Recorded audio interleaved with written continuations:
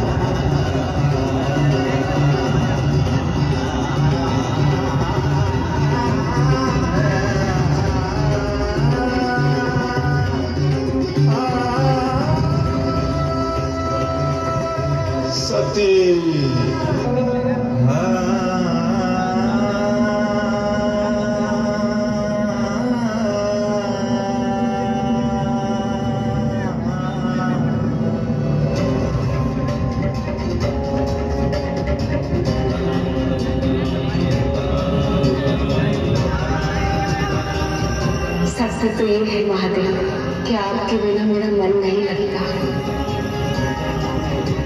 भूख, प्यास, निद्रा, ये सारी आवश्यकताएं मुझे व्यर्थ लगती हैं। आप मेरे जीवन के अभिन्न अंग है महादेव। मुझे क्षमा कर दीजिए प्रिय,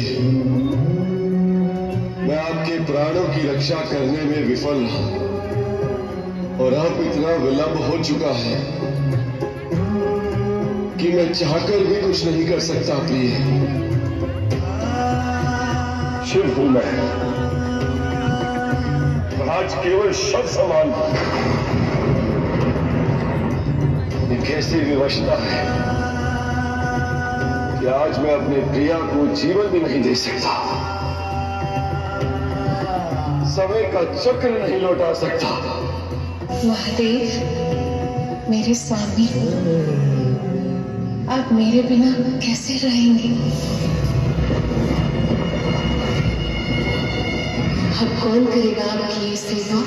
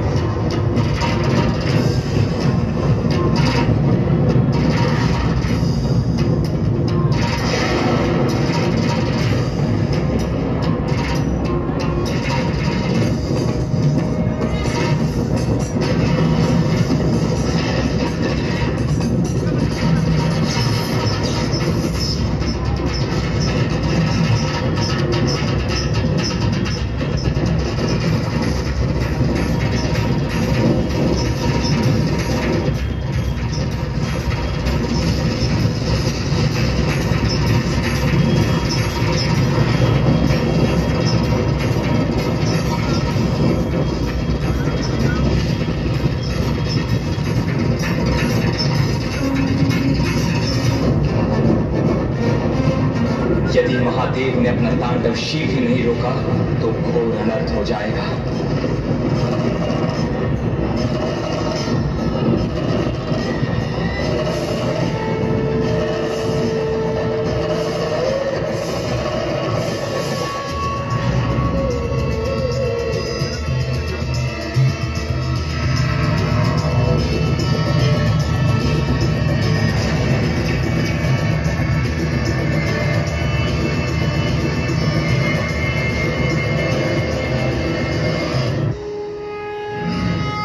ब्रह्मदेव, श्री नारायण, अब आप ही कुछ कर सकते हैं। कुछ कीजिए, कोई भी उपाय कीजिए, पर महादेव को मृत्यु और विनाश का ये महाभयानक नृत्य करने से रोक लीजिए प्रभु। शक्ति के बिना शिव को रोक पाना संभव कैसे होगा?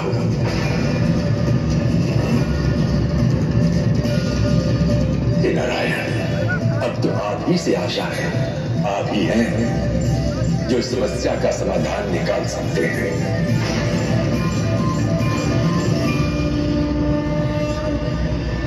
ये संकट मुझे क्षमा करिए। इस सृष्टि की सुरक्षा के लिए मुझे ये करना पड़ रहा। इसके सिवा मेरे समक्ष और कोई विकल्प नहीं है।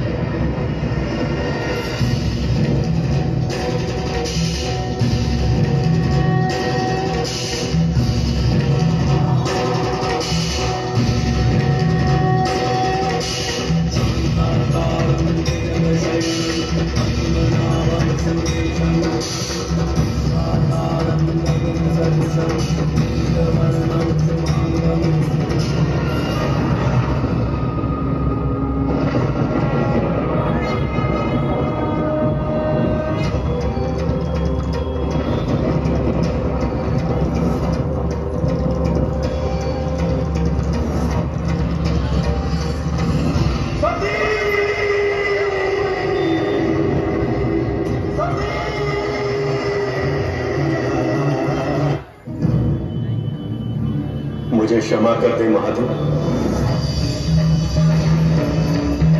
आपके तांडव के कारण संसार का विनाश हो रहा था,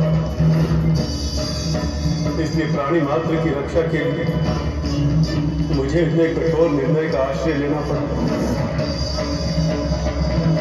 देवी सती के देह के विभाजित खंड जहां जहां गिरे वो सभी स्थान आज शक्ति पीठ के नाम से जाने जाएंगे।